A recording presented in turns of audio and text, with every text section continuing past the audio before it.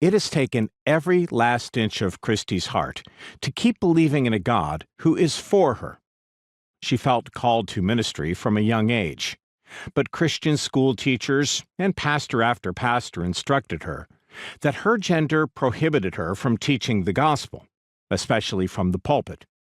Still, the passion to serve stayed with her, and after college, she went to work in full-time ministry.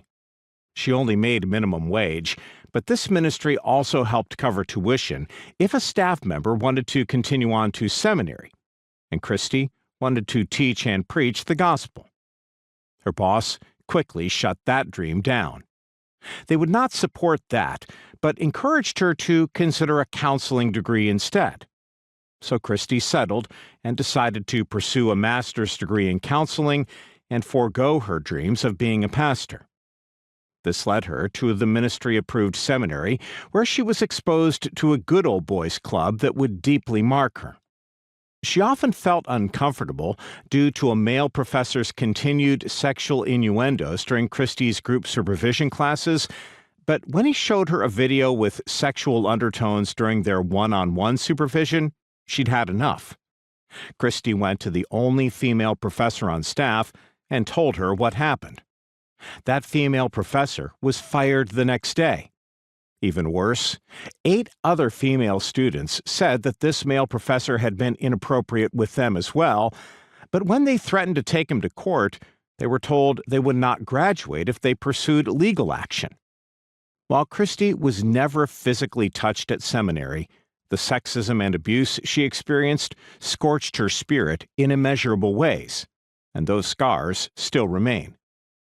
Christie is my wife, which is perhaps why her story of harm has been the loudest for me.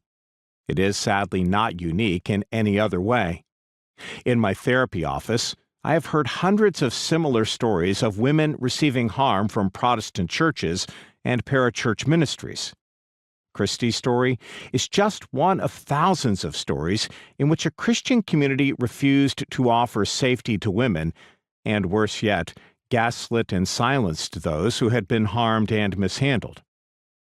We in the church, especially leaders, must learn to listen to women's experiences and learn to be better allies to women. But where do we begin? What is the problem, and how big is it really? Finding these answers is why I took on this project and have spent 3 years gathering data and listening to thousands of heartbreaking stories from women in the church. These women want the church to change.